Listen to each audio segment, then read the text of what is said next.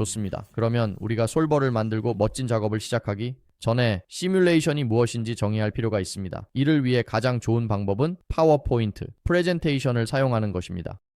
그래서 후디니 101에서처럼 그걸 보면 나는 시뮬레이션과 관련된 어떤 것도 피하려고 정말 노력해. 주로 그것이 정말로 복잡하게 만들기 때문이야. 우리는 절차적 애니메이션만으로도 모든 종류의 멋진 작업을 했어. 그리고 실제로 시뮬레이션 되지 않았음에도 불구하고 물체가 시뮬레이션 된 것처럼 보이게 만들 수 있습니다. 그건 이제 시뮬레이션에 대해 깊이 들어가려 하므로 시뮬레이션이 정확히 무엇인지 정의할 필요가 있습니다.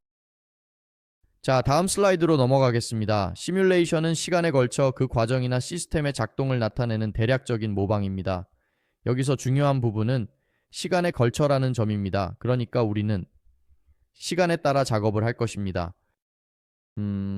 그러니까 시뮬레이션에서는 항상 이전 프레임을 작업하고 있는 것과 같습니다. 여기에는 아마도 하위 단계를 넣었어야 했지만 시뮬레이션에서는 프레임 사이에 있는 것도 있을 수 있기 때문에 그렇습니다. 그것들은 당신의 하위 단계라고 불립니다. 프레임 사이에 단계가 있습니다. 우리는 항상 이전 서브탭에서 데이터를 가져오고 그의 힘을 추가할 것이며 그것이 반복될 것입니다. 그래서 이는 후디니 101이 취한 더 많은 노이즈와 절차적 애니메이션 중심의 접근 방식과는 매우 다릅니다. 그러니 이 개념을 조금 더 탐구해 봅시다. 여기 비시뮬레이션, 애니메이션의 예가 있습니다. 이는 우리가 후디니 1.1에서 애니메이션, 촉수 같은 것을 하던 것과 유사합니다. 우리는 입자 밥이 있고 이것이 첫 번째 프레임에서 그의 원래 위치입니다. 우리는 노이즈를 적용할 것이며 벡터를 생성할 것이며 벡터가 밥의 위치에 적용됩니다. 밥에게 벡터가 적용됩니다. 그리고 나서 알다시피 만약 우리가 이것을 위치에 적용한다면 밥은 저쪽에 있게 될 거예요. 그리고 아시죠? 밥은 실제로 저쪽에 있게 되었어요. 이제 프레임으로 가면 다시 작업을 할 경우 노이즈를 다시 적용할 때 위치를 고려하지 않을 것입니다. 왜냐하면 예제에서는 이전 프레임을 반복하지 않기 때문입니다. 그래서 다음 프레임에서 다시 할 때 원래 위치에서 다시 적용될 것이지만 벡터는 변경될 것입니다. 왜냐하면 우리가 노이즈를 애니메이션 했을 수도 있기 때문이고 그 결과 다른 위치에 있게 될 것입니다. 그래서 비록 이렇게 움직이는 것처럼 보이지만 이전 프레임에서의 위치는 전혀 고려하지 않습니다. 모든 것이 원래 위치에서 조작되는 것일 뿐입니다. 이제 시뮬레이션 된 예제를 살펴보면 여기 밥이라는 입자가 있습니다. 밥이라는 입자에 벡터가 적용되고 당신은 저쪽으로 이동할 것입니다. 맞죠? 이제 시뮬레이션 된 예제에서 다음 벡터를 적용할 때 이 프레임의 위치를 알고 있습니다. 그래서 우리는 이 위치에서 다음 벡터를 적용할 것이고 그러면 저쪽에 도달하게 될 것입니다. 그리고 여기서 우리는 다른 위치를 적용하거나 다른 벡터로 끝나게 될 것이고 우리는 저쪽에 도달하게 될 것입니다. 그러면 본질적으로 우리는 무언가가 주위를 움직이고 있는 상태가 됩니다. 예를 들어 여기에서 벡터가 적용되고 있는 것을 볼 수 있습니다.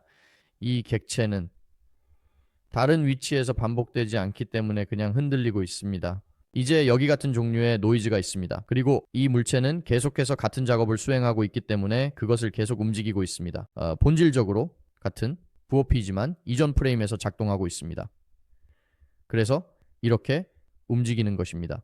이제 움직이는 것을 살펴보겠습니다. 좋습니다. 그것이 날아다니고 있다는 것을 보셨을 겁니다. 간단한 예이지만 희망적으로 요점을 전달할 수 있기를 바랍니다.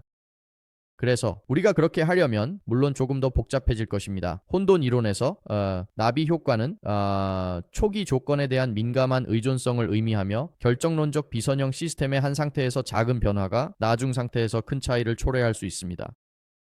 본질적으로 이것은 아마도 상상할 수 있을 것입니다. 만약 이 입자들이 주위를 날아다니고 있고 예를 들어 점의 위치를 기반으로 무작위 값을 생성하거나 점의 위치에 노이즈를 결합하고 있다면 위치가 조금만 변하더라도 또는 위치를 사용하여 무작위, 변수를 생성하여 무언가를 한다면 완전히 다른 결과가 나올 것입니다. 이는 시뮬레이션이 물론 절차적 애니메이션보다 훨씬 더 복잡하다는 것을 의미합니다. 여기 그 예가 있습니다. 우리는 myRand라는 변수를 가지고 있으며 점 번호를 기반으로 무작위 값을 생성할 것입니다. 기본적으로 VAX를 모른다면 걱정하지 마세요. 본질적으로 이것은 점 번호를 기반으로 무작위 숫자를 생성하는 것입니다. 그리고 무작위 숫자가 0.417232가 되는 것을 볼 수 있습니다. 이제 전번호에 1을 더하면 아주 미세한 차이가 생기고 여기에서 결과 함수가 어떻게 달라지는지 볼 수 있습니다. 함수의 결과가 완전히 다르게 나타납니다.